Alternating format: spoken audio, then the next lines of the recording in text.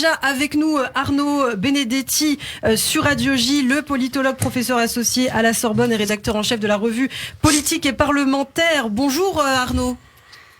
Bonjour à vous. Merci beaucoup d'être avec nous ce matin sur Radio J. Alors une première question d'abord et je laisserai ensuite la parole à Christophe Barbier, Mickaël Darmon, peut-être sur les consignes de vote qui ont été données. On a entendu Yannick Jadot, Valérie Pécresse, Anne Hidalgo entre autres appeler à voter pour Emmanuel Macron. Est-ce qu'un front républicain fonctionnerait encore en 2022 ? Il est clair que la notion de front républicain est de toute façon une notion qui est en recul. Elle était déjà en recul en 2017. Elle le sera vraisemblablement en 2022 pour deux raisons. D'abord parce que Marine Le Pen a considérablement, et ça a été rappelé à plusieurs reprises durant cette campagne, recentré son discours, du fait notamment, entre autres, de la candidature d'Éric Zemmour. Et ensuite parce que, finalement, les électeurs aujourd'hui ont une relation aux consignes de vote qui est fondamentalement différente de celle qui pouvait exister par le passé. On a un électorat qui est parfois beaucoup plus affranchi dans sa relation finalement aux politiques qu'il ne l'était il y a encore 10, 15, voire 20 ans. Donc, si vous voulez, ces deux éléments font que la notion de front républicain est une notion qui quand même est aujourd'hui en voie d'obsolescence, même si incontestablement, de toute façon, à ce stade, quel que soit le rapport de force politique et l'arithmétique électorale, Emmanuel Macron paraît quand même en mesure de l'emporter dans 15 jours, certes dans des conditions différentes de celles de 2017, mais avec quand même un avantage qui me semble assez décisif.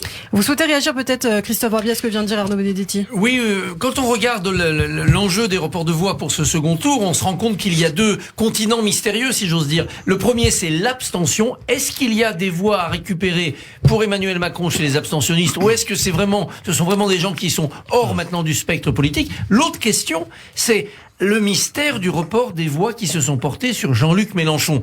Son message a été clair hier, pas une seule voix pour Marine Le Pen, mais enfin, on sait que ces électeurs n'ont pas forcément ce comportement-là et que le tout sauf Macron peut l'emporter sur le tout sauf Le Pen. Oui, alors moi, concernant l'abstention, je pense que quand même, celle qui souffre encore le plus aujourd'hui de l'abstention, notamment en raison de la composition sociologique de son électorat, c'est Marine Le Pen. Donc finalement, c'est peut-être à elle d'aller chercher d'une certaine manière ces abstentionnistes qui pourraient lui permettre de franchir l'obstacle du second tour et d'une victoire au second tour. Emmanuel Macron, quand même, a un électorat qui, jusqu'à preuve du contraire, il a démontré encore, il faut le reconnaître, lors de ce premier tour, qui est susceptible et capable de se mobiliser pour aller voter. Il faut dire, le score d'Emmanuel Macron dans les derniers jours n'était pas attendu à ce niveau, donc il y a quand même un succès de la dynamique Macron lors de ce premier tour d'élection. Quant à l'électorat de Mélenchon, en effet, là, il y a une véritable interrogation. C'est un électorat qui est dans ses profondeurs très anti-macroniste, qui dispose d'une composante anti-système très forte et qui sera certainement extrêmement partagé lors du second tour. Quand on regarde de près, de manière un peu granulaire, finalement, les transferts de voix, l'orientation électorale possible et potentielle pour ce second tour, on voit que c'est très partagé. On a une grande majorité de cet électorat qui refuse clairement de se prononcer entre Marine Le Pen et Emmanuel Macron. Et puis ensuite, ça se partage de manière assez équanime entre ceux qui vont vraisemblablement aller, faute de mieux, voter Emmanuel Macron pour faire barrage à Marine Le Pen, et puis une partie de l'électorat qui va être tenté par ce que l'on appelait dans les années 70, vous vous en souvenez, le vote révolutionnaire, et qui va porter ses voix sur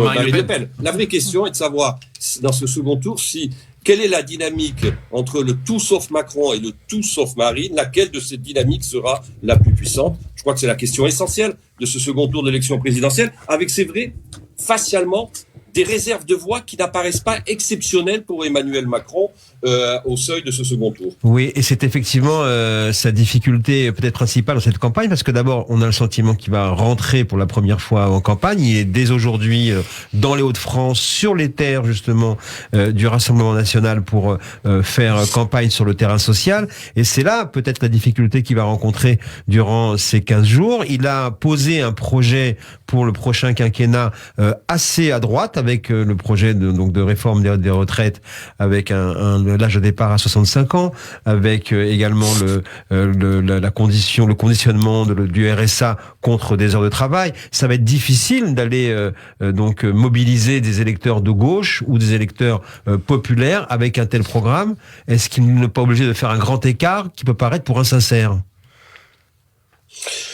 Oui, ben vous savez, la force quand même d'Emmanuel Macron, c'est de parvenir malgré tout à être finalement au point d'équilibre aussi d'une certaine manière de la société française. Mais il se nourrit quand même non seulement du retrait civique d'une partie, je pense, de nos concitoyens. Je crois que ça, c'est important. C'est ce qui lui permet de se survivre dans des conditions qui sont particulièrement difficiles.